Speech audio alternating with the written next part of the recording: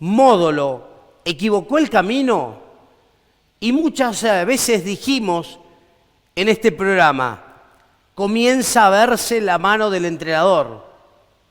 El entrenador acierta con las modificaciones porque cuando introdujo variantes desde el banco de los suplentes, entendiendo que eran las necesarias, que eran las adecuadas y las que iban con las características de determinado partido, nosotros dijimos, son aciertos que tiene Matías Módolo y compañía, porque entendemos que es un acierto no solamente del entrenador, sino también lo consideramos que es un acierto del cuerpo técnico.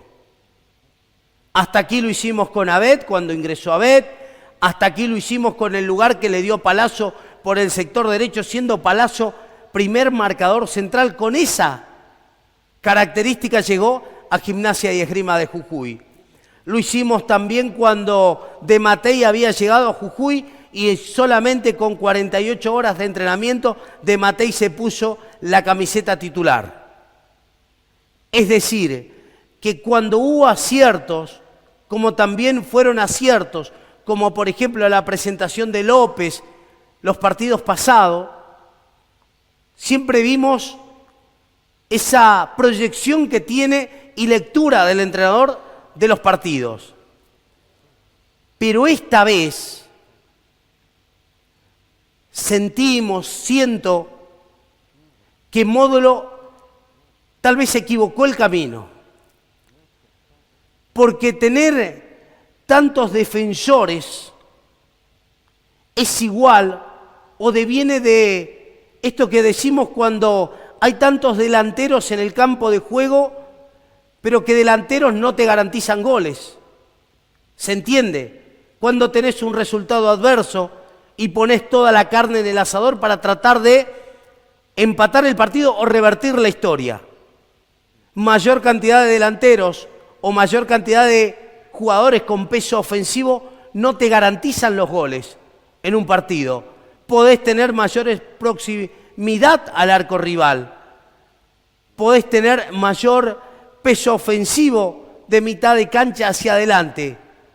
Pero los goles, no sé si te garantizan la mayor cantidad de delanteros o de peso ofensivo que vos puedas tener en determinados encuentros. Bueno, defensivamente, poner una cantidad de jugadores con vocación defensiva, como lo fue la presentación ante el Deportivo Maipú en la jornada del día de ayer, tampoco te garantiza tener el arco en cero, y a las pruebas me remito. López, Palazzo, Cosaro, Zafarana, Risi y Endrizi. Jugadores, si bien es cierto, de estos jugadores, quien mayor vocación ofensiva, no solamente vocación, sino con acierto, goles, es el Chavo Endrizi. El resto, todos jugadores con una fuerte vocación defensiva. Trato de entender cuál fue la lectura del entrenador para este partido. Y trato de ver si es que el entrenador en esta lectura previa no equivocó el camino. Tal vez a Maipú había que salir a jugarle de igual a igual. Tal vez a Maipú había que tratar de ir a coparle la parada de los primeros minutos, como sucedió tal vez en los primeros 5 o 10 minutos del partido. Gimnasia utilizó la banda izquierda como suele utilizar habitualmente, con un jugador que es referente de ese sector, Molina, acompañado del trabajo de Endrizi para tratar de generar situaciones, para tratar de tener peso de 3/4 de cancha hacia adelante y utilizar desde ese lateral una herramienta que sea fundamental para llegar al arco del equipo rival. Pero esto que se planificó se fue desvaneciendo. Y volvemos a un dato importante, y no es la primera vez que lo vamos a decir, es que Gimnasia le convierte en un gol, y estadísticamente, vamos a la fuente también, no sé si hay un Gimnasia que haya levantado un partido cuando el resultado era adverso. Es un grupo que siente el efecto de ese gol en contra, se cae, se desvanece, futbolísticamente deja de interpretar el juego que había pedido su entrenador, de tal manera que el entrenador interpreta que hay otro partido por jugar, después de ese 0-1 ante el Deportivo Maipú. La salida de Ricci, cuando Ricci tal vez jugaba o era un jugador destacado del pleito, le termina generando también un dolor de cabeza, porque tiene que volver a meter mano en esa última línea que ya no tenía de Matei, por ejemplo, en la previa del partido. Y sorprende el cambio de Menéndez por Albertengo antes de finalizar los primeros 45 minutos. Y aquellos que siguieron el partido a través de la pantalla de Teis Sport Play seguramente se deben haber dado cuenta del paso entre Albertengo y Matías Módolo. Ni siquiera cruzaron una mirada.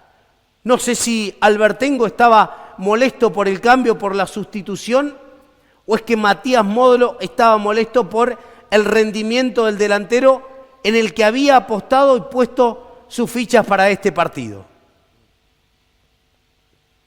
Entonces, hay más del entrenador que de la responsabilidad de los jugadores que están dentro del campo de juego. Porque si vas a cambiar tanto de un partido a otro, el efecto te puede generar un sentido contrario a lo que vos primariamente buscás dentro de ese once inicial. Digo, Módolo interpretó un partido tal vez que era para tratar de cuidar el arco en cero y un empate, ojo, era un buen resultado para Gimnasia. Pero cuando entras en esta etapa de definición, en este sprint final, tal vez el empate, incluso el empate, tiene sabor a poco. O sea que si vas a buscar un empate desde el primer minuto, corres más riesgo de tener un partido en contra porque te vas a cuidar un resultado o vas con la intención de cuidar un resultado. ¿Había herramientas para jugar el partido? Sí.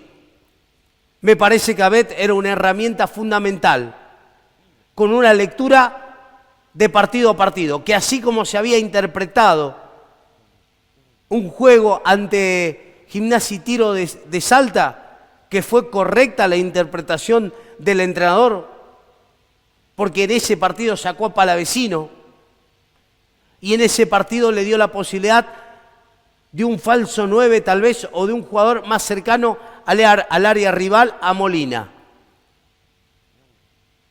Algunas veces, cuando se propone, el técnico genera ese efecto que necesita Gimnasia para poder ir al frente. Pero créanme que ayer el efecto fue contrario a lo que pensó, a lo que buscó y a lo que planificó el entrenador.